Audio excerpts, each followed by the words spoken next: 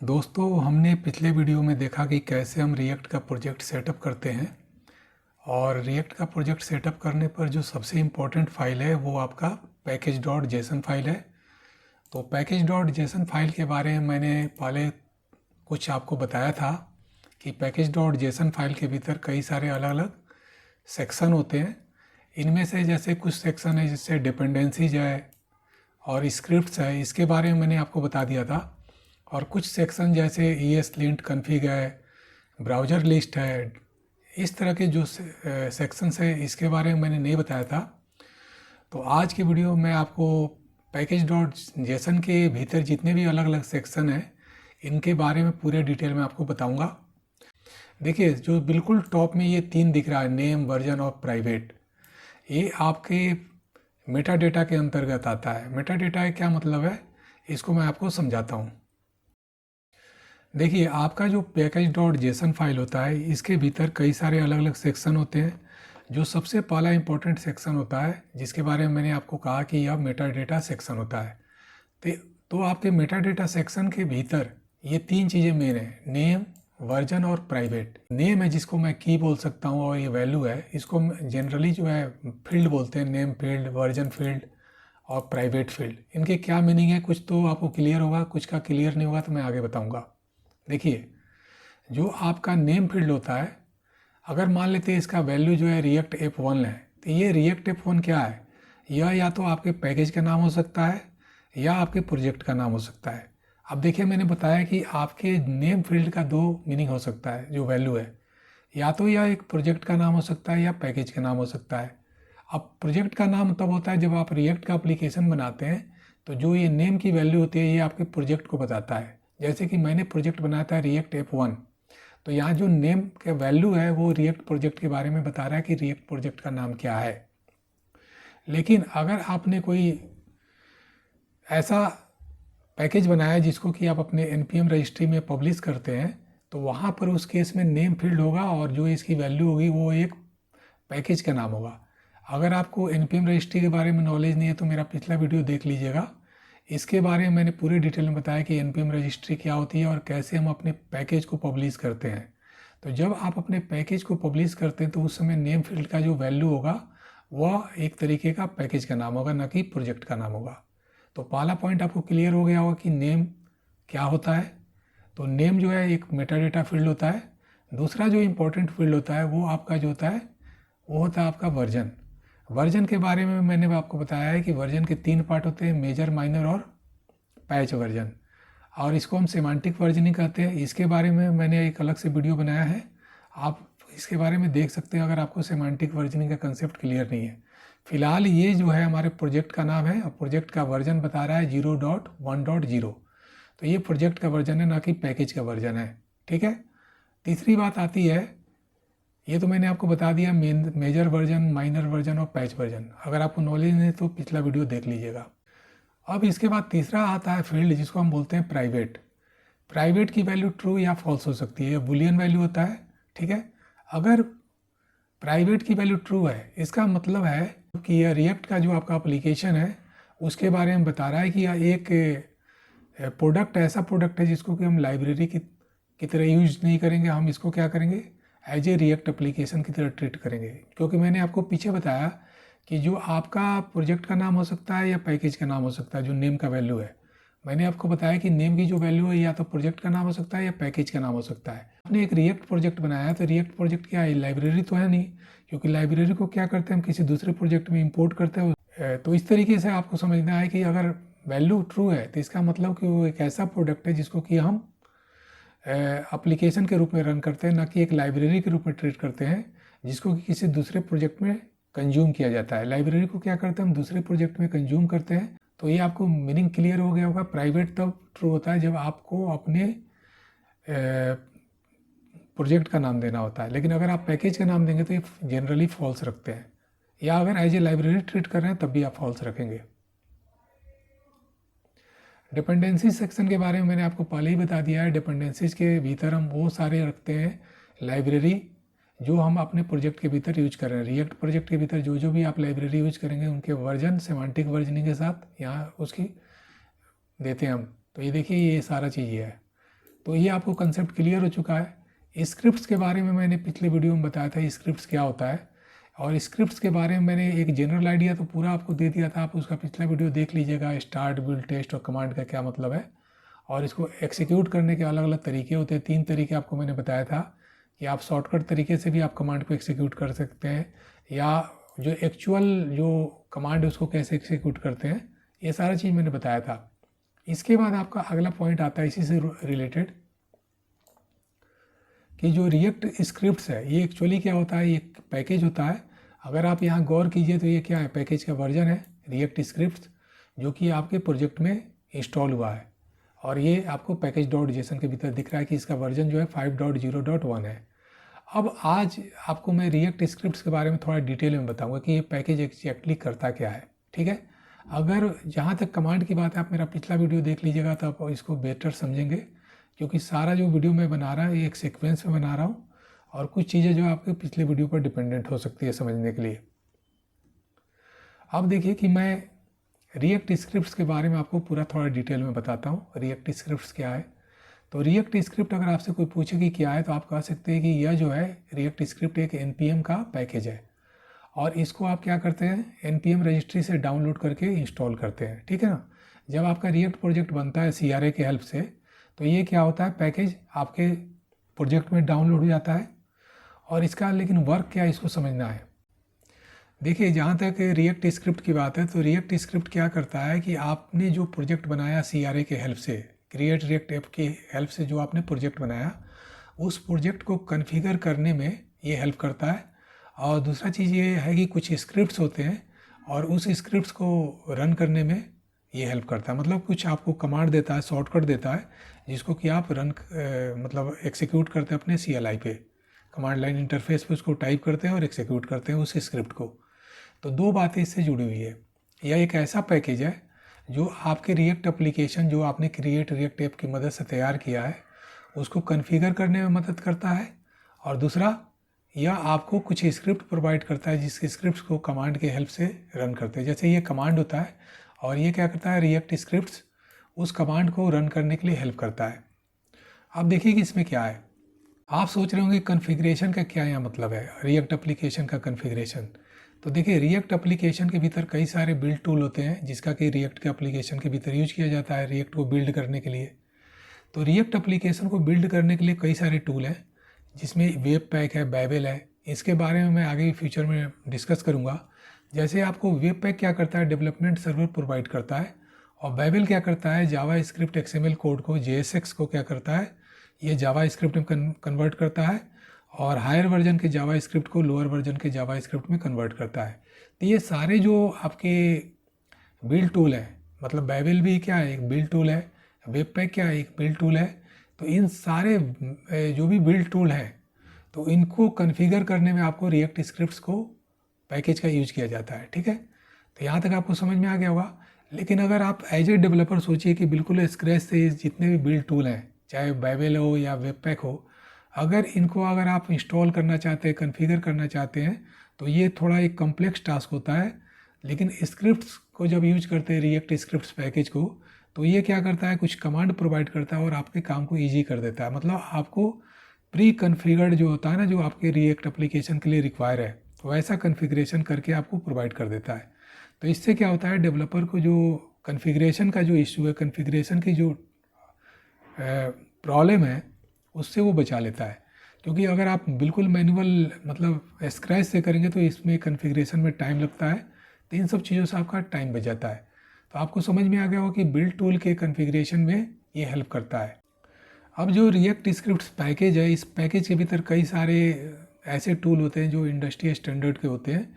वो पूरा एक बंडल, मतलब पूरा एज ए पैकेज आपको ये प्रोवाइड करता है, और आपको उस टूल को यूज करने के लिए केवल क्या करना होता है, कुछ स्क्रिप्ट्स होते हैं, कुछ कमांड होते हैं, उसको अपने कमांड लाइन इंटरफेस पे टाइप करना होता है और उस टूल को एग्जीक्यूट कर देते हैं, ठीक है ना। तो ये चीज़ है। अब इसमें एक बात समझने वाली है कि जो आपका रिएक्ट स्क्रिप्ट होता है, मैंने अभी बताया कि कई तरह के बिल्ड टूल को बंडल करके प्रोवाइड करता है। तो इसकी एक लेयर होती है। लेयर करने का मतलब जैसे कि आप स्क्रीन पर देख रहे हैं कि यह आपको वेब पैक प्रोवाइड करता है, एक बिल्ड टूल है। बाइबल आपको प्रोवाइड करता है, ES लिंट प्रोवाइड करता है, जेस्ट प्रोवाइड करता है। अब जैसा कि आप जानते हैं कि वेबपैक क्या है, एक बंडलर का काम करता है जो अलग अलग इमेज फाइल को, CSS फाइल को, जावास्क्रिप्ट फाइल को बंडलिंग करने के लिए यूज किया जाता है। इसी तरह बाइबल जो है ये आपका क्या करता है, ट्रांसपाइलर का काम करता है। ये आपके जावास्क्रिप्ट के हायर वर्जन को लोअर वर्जन में कन्वर्ट करता है, या JSX को कन्वर्ट करता है जावास्क्रिप्ट में। तीसरा आपका ES लिंट है। ES लिंट क्या है, एक लिंटिंग टूल है, एक लिंटर का काम करता है। तो लिंटर क्या होता है इसके बारे में बिल्कुल सेपरेट एक मैं आगे बताऊंगा। तो और इसी तरह जेस्ट क्या है, जेस्ट क्या है कि एक फ्रेमवर्क है जो टेस्टिंग के लिए यूज किया जाता है रिएक्ट एप्लीकेशन की। तो ये सारे बिल्ड टूल हैं जो आपको अपने एप्लीकेशन को बिल्ड करने में यूज करना होता है, ठीक है ना। तो ये इसके कई सारे आप देख रहे हैं कि आपके बिल्ड टूल के लेयर्स होते हैं। तो रिएक्ट स्क्रिप्ट्स पैकेज क्या करता है ना, ये पूरा एक बंडल करके, मतलब आपको क्या करता है, कमांड लाइन इंटरफेस प्रोवाइड करता है, जिसमें क्या करते हैं कि आप इन टूल्स को कमांड लाइन पे टाइप करते हैं, कुछ कमांड टाइप करते हैं और उसको एग्जीक्यूट कर लेते हैं उस टूल को। तो मैं समझता हूँ यहाँ तक आपको समझ में आ गया होगा टूलिंग लेयर का क्या मतलब है। अब यहाँ आप देखिए कि बिल्ड टूल एग्जैक्टली करता क्या है। जैसे कि एग्जांपल के लिए आप देखिए, विट क्या है, एक बिल्ड टूल है। वेबपैक क्या है, एक बिल्ड टूल है। तो ये जो भी इस तरह के बिल्ड टूल है ना, ये क्या करते हैं कि आपके जो सोर्स कोड होता है, चाहे वो जावास्क्रिप्ट का हो या CSS का हो, या अगर आप रिएक्ट की बात कीजिए तो रिएक्ट में JSX का यूज किया जाता है। तो ये जितने भी JSX और मॉडर्न जावास्क्रिप्ट और CSS के कोड हैं, सोर्स कोड हैं, इनको क्या करता है, इनको ट्रांसफॉर्म करके फिर क्या करता है, इनकी बंडलिंग कर देता है, ऑप्टिमाइज कर देता है। तो इसलिए इसको हम क्या करते हैं, बिल्ड टूल कहते हैं, ठीक है। और ये जो कन्वर्ट करता है ऑप्टिमाइज कोड ऐसा होता है जो आपको ब्राउज़र के अकॉर्डिंग कॉम्पेटिबल भी होता है वो कोड, जिससे कि वो कोड जो है स्मूथली एफिशिएंटली रन होता है ब्राउज़र के भीतर, ठीक है। तो प्रोडक्शन रेडी कोड आपको तैयार करने में बिल्ड टूल का यूज किया जाता है, ठीक है। डेवलपमेंट में भी यूज होता है और प्रोडक्शन में भी यूज होता है। अब एग्जांपल के लिए लीजिए कि जैसे वेबपैक है। वेबपैक मैंने कई बार बताया कि ये मॉड्यूल को क्या करता है, बंडलिंग का काम करता है। जैसे कि इमेज जितने फाइल्स है, इमेज फाइल को वो बंडल कर देगा, CSS के फाइल्स को बंडल कर देगा, और जावास्क्रिप्ट के फाइल हैं जितने भी आपके प्रोजेक्ट के भीतर, उनको बंडल कर देगा। और इस तरह का बंडलिंग करने से क्या होता है, आपका कोड जो है ऑप्टिमाइज हो जाता है, आपका मतलब एप्लीकेशन ऑप्टिमाइज हो जाता है, ठीक है ना। तो ये चीज़ आपको और भी डिटेल में फ्यूचर में मैं बताऊँगा। तो ब्राउज़र के लिए ऑप्टिमाइज किया जाता है। बेसिकली क्या होता है ना, ब्राउज़र के लिए कॉम्पेटिबल भी बनाता है। जो भी बिल्ड टूल है उसकी एक खूबी क्या होती है कि वो ब्राउज़र के अकॉर्डिंग भी कंपेटिबल बनाता है। बाइबल जो कि एक ट्रांसपाइलर का काम करता है, ये आपके क्या करता है, जावास्क्रिप्ट के जो हायर वर्जन के कोड हैं, मॉडर्न जावास्क्रिप्ट के ES6 ES7 या उसके भी जो हायर हैं, इनको, या जावास्क्रिप्ट XML जो कोड है जो रिएक्ट में यूज किया जाता है, उसको ओल्डर जावास्क्रिप्ट कोड में कन्वर्ट करता है बाइबल। तो इन सब कामों को देखते हुए आप कह सकते हैं ये सारे जो है बिल्ड टूल हैं। तो इस तरीके से कई सारे लेयर होते हैं जो आपके रिएक्ट एप्लीकेशन के भीतर ये बिल्ड टूल का यूज किया जाता है। तो ये बिल्ड टूल क्या है, इनके कई लेयर होते हैं। अब वापस आते हैं अपने टॉपिक पे, रिएक्ट स्क्रिप्ट से स्टार्ट पे। अगर आप कोड पे जाके देखिए तो यहाँ पर रिएक्ट स्क्रिप्ट से स्टार्ट लिखा हुआ है ना, ये कमांड है।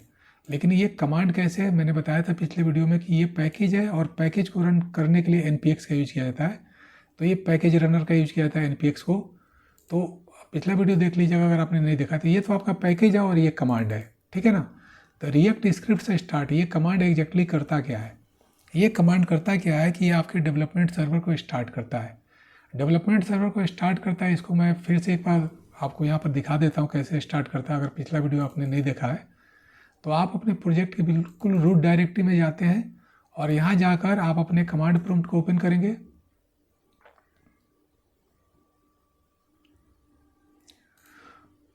और फिर क्या करते हैं कि इस कमांड को लिखते हैं रिएक्ट स्क्रिप्ट स्टार्ट को NPX की मदद से। तो NPX की मदद से लिखना है तो NPX लिखेंगे, और रिएक्ट स्क्रिप्ट्स, और कमांड का नाम क्या है, स्टार्ट। तो ये क्या करेगा, आपके डेवलपमेंट सर्वर को स्टार्ट कर देगा। फिलहाल जो आपका क्रिएट रेट एक्स ऐप से जो आप एप्लीकेशन बनाते हैं, रिएक्ट का प्रोजेक्ट बनाते हैं, उसके भीतर जो होता है वेबपैक को डेवलपमेंट सर्वर के रूप में यूज किया जाता है।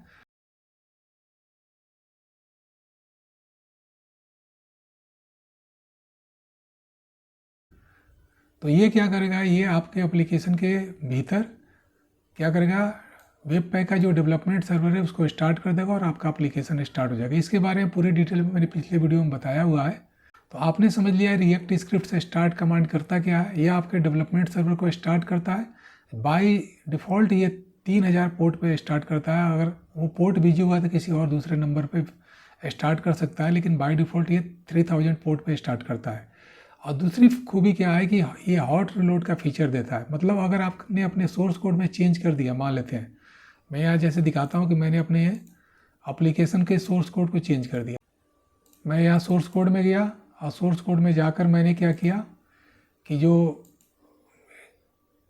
जावा स्क्रिप्ट का जो इंडेक्स फाइल होता है, जो कि एंट्री पॉइंट होता है आपके एप्लीकेशन के, इसमें कोड कुछ है, उस कोड को चेंज कर देता हूँ। जैसे कि ऐप को यहाँ लिख रहा है, तो ऐप के भीतर जाता हूँ और ऐप के भीतर ये कोड होगा। मैं इसके बारे में डिटेल में आगे बात करूँगा। और देखिए कि आपका एप्लीकेशन जब स्टार्ट होता है ना, देखिए जब आपका एप्लीकेशन स्टार्ट होता है तो हेलो रिएक्ट लिखा हुआ है ना।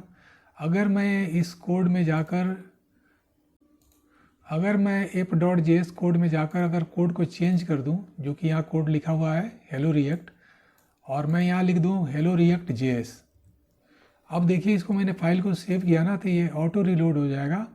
और इसी को मैं बोलता हूँ, यहाँ बोलते हैं और इसी को हम बोलते हैं हॉट रिलोडिंग। तो हॉट रिलोडिंग से क्या होगा कि आपका एप्लीकेशन जो है ऑटोमेटिकली क्या करेगा, इसको रिएक्ट को रिफ्रेश कर देगा। तो देखिए, तो आपने देखा कि जैसे मैंने यहाँ कोड में चेंज किया ना, ये ऑटोमेटिकली क्या किया, इसके यहाँ चेंज कर दिया। हेलो रिएक्ट की जगह इसने कर दिया हेलो रिएक्ट JS। जैसे ही मैंने यहाँ पर कोड में चेंज किया तो उसने क्या किया, यहाँ भी चेंज कर दिया। अगर मैं इसको हेलो रिएक्ट करता हूँ तो ये हेलो रिएक्ट कर देगा। हेलो रिएक्ट JS करूँगा तो उसी के अकॉर्डिंग क्या करेगा, ये चेंज कर देगा। देखिए ये हेलो रिएक्ट हो गया। तो जैसे हम चेंज वहाँ करेंगे वैसे यहाँ चेंज हो जाएगा। इस फीचर को हम कहते हैं हॉट रिलोडिंग। ये हॉट रिलोड का फीचर जो है रिएक्ट स्क्रिप्ट्स पैकेज के भीतर ही होता है, और ये तब होता है जब आप अपना npm को स्टार्ट करते हैं। तो ये आपको रिएक्ट स्क्रिप्ट्स क्या करता है पैकेज, ये आपको डेवलपमेंट सर्वर को स्टार्ट करने में मदद करता है। दूसरा जो है हॉट रिलोड का फीचर देता है।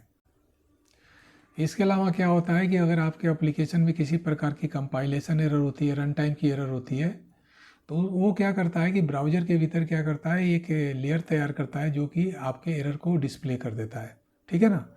तो ये रिएक्ट स्क्रिप्ट्स पैकेज का यूज है, क्योंकि रिएक्ट स्क्रिप्ट्स के साथ जुड़ा हुआ मैंने बताया था कि और भी दूसरे कमांड है, जैसे कि रिएक्ट स्क्रिप्ट्स बिल्ड है, रिएक्ट स्क्रिप्ट्स टेस्ट है, रिएक्ट स्क्रिप्ट्स इजेक्ट है, अलग अलग कमांड है। लेकिन मैंने पार्टिकुलरली फोकस किया कि रिएक्ट स्क्रिप्ट पैकेज के स्टार्ट कमांड का क्या क्या यूज हो सकता है। तो इसका यूज मैंने अभी बताया कि आप जो है डेवलपमेंट सर्वर को स्टार्ट करने के लिए कर सकते हैं, हॉट रिलोडिंग को इनेबल करने के लिए करता है। तीसरा जो मैंने बताया कि यह आपके एरर रिपोर्टिंग में भी हेल्प करता है, जिससे कि डिबगिंग करना आसान हो जाता है। तो रिएक्ट स्क्रिप्ट पैकेज जो है, इसमें कई सारे टूलिंग लेयर के कमांड होते हैं, जिस कमांड को यूज करके आप अपने एप्लीकेशन को डेवलपमेंट के समय यूज करते हैं। अब इसमें एक येस लिंट का भी फीचर होता है, जिसके बारे में मैं आगे चर्चा करूंगा जब लिंटर के बारे में बताऊंगा, लिंटिंग टूल के बारे में बताऊंगा। बस आपको याद रखना है कि रिएक्ट स्क्रिप्ट पैकेज जो है कई तरह के अलग अलग बिल्ड टूल को अपने कमांड की मदद से क्या करता है, एग्जीक्यूट करता है। मतलब एक रैपर का काम करता है। ये पैकेज क्या करता है, एक रैपर का काम करता है। जितने भी अलग अलग तरह के आपके बिल्ड टूल होते हैं रिएक्ट एप्लीकेशन के भीतर, उसके ऊपर क्या करता है, एक रैपर का काम करता है, और केवल आप कमांड को या स्क्रिप्ट्स को क्या करते हैं, एक्जीक्यूट करते हैं कमांड की मदद से। तो वही चीज़ यहाँ दिया हुआ है कि जब भी आप अपने रिएक्ट एप्लीकेशन को क्रिएट रिएक्ट ऐप टूल की मदद से तैयार करते हैं, तो रिएक्ट स्क्रिप्ट्स जो पैकेज होता है वो क्या करता है कि आपके पैकेज फाइल के भीतर ये अलग अलग स्क्रिप्ट सेक्शन के भीतर अलग अलग कमांड को डिफाइन कर देता है। जब भी आप एप्लीकेशन बनाते हैं तो ये कमांड आपको दिखाई देते हैं, और इस कमांड को डेवलपर क्या करता है, यूज करता है। जैसे कि आप अपने एप्लीकेशन को स्टार्ट कर रहे हैं तो आप अपना स्टार्ट कमांड यूज करते हैं। एप्लीकेशन को प्रोडक्शन के लिए बिल्ड करना है तो बिल्ड कमांड को यूज करते हैं। टेस्टिंग के लिए आप टेस्ट कमांड को यूज करते हैं वगैरह। और अगर आप यहाँ टेबल पे गौर करें तो टेबल पे वही बात मैंने यहाँ शॉर्ट में लिखा है, आप वीडियो को पॉज करके यहाँ देख भी सकते हैं कि इसमें क्या लिखा हुआ है।